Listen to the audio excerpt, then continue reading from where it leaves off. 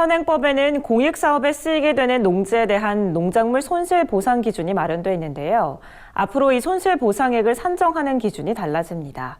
전년도 소득이 아니라 지난 3년간의 영농소득을 반영하는 게 핵심입니다.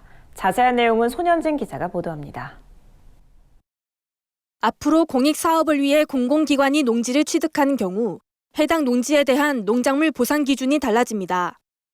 최근 국토교통부는 영농손실보상 기준을 바꾸는 내용의 토지보상법 시행규칙 일부 개정안을 입법 예고했습니다. 개정안에 따르면 앞으로 농지 수용에 따라 농민들이 받게 되는 농작물 손실보상은 직전 3년간 실제소득의 평균치가 기준이 됩니다. 통계 작성기관의 농가경제조사를 근거로 산정하는 영농손실뿐 아니라 개별 농가가 스스로 입증하는 영농손실도 3년간 평균치를 반영하게 됩니다. 농가가 받게 되는 최종 보상액은 지난 3년간 영농소득 평균치의 2년분으로 일괄 적용되는 겁니다. 그동안은 단위 면적당 실제소득이 기준이었습니다. 이 경우 예년의 작황이 풍작인지 흉작인지에 따라 보상액이 크게 달라지는 문제가 있었습니다.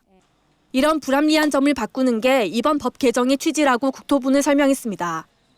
다만 농업계에서는 이번 개편에 대한 우려의 목소리도 나옵니다. 보상 수준의 형평성이 높아지는 측면도 있지만 농가 입장에서는 현실적인 부담감이 오히려 커질 수 있다는 겁니다.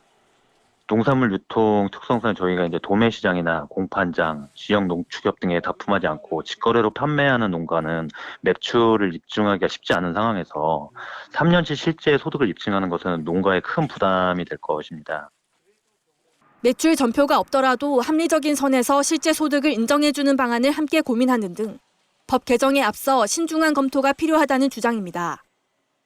정부는 10월 5일까지 이번 개정안에 대한 의견을 수렴한 뒤 법 시행에 들어간다는 계획입니다. MBS 뉴스 손현진입니다.